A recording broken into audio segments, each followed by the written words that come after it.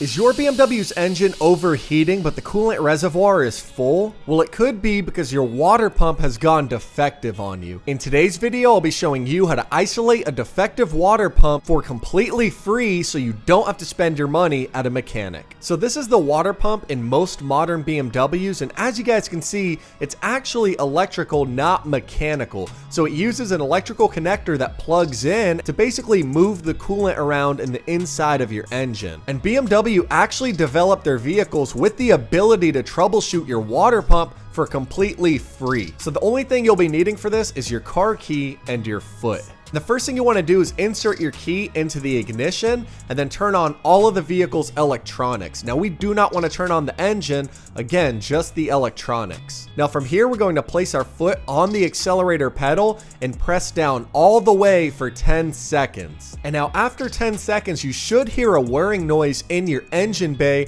and that's from the water pump moving coolant. And now if we come across to the engine of the vehicle and look at our expansion tank, there should be coolant recirculating in there. As you guys can see and hear, we don't hear that whirring noise. We don't see any coolant flowing. So that's telling me that the water pump is not doing its job. Now here on my other vehicle, this BMW E90, I'm going to do the same exact process and show you the difference on a working water pump. And as we open up the expansion tank, you guys can see there's a steady stream of coolant right here. And that's showing you that the water pump is indeed doing its job and recirculating and moving our coolant. And so since this process works on this BMW E90, it's telling me that my E92's water pump is actually defective and needs to be replaced. And if you want to be 100% sure that the water pump is the issue, keep watching this video because I'm going to show you another way on how to check this. So here I have this Foxwell code scanner, and what I'm going to do is plug it up into my vehicle and go into the engine electronics section. And from here, we can actually monitor the exact RPMs of the little fan inside of our electrical water pump. And so to do this, all we need to do is actually turn on the vehicle,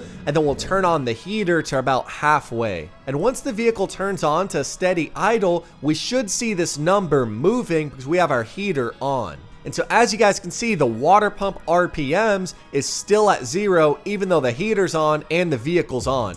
This is telling you 100% for a fact that the water pump is not moving any coolant throughout our engine, and that is the issue and the reason why my BMW E92 is overheating. But make sure you guys subscribe to this channel for more helpful videos like this, and I'll catch y'all in the next one. Peace out.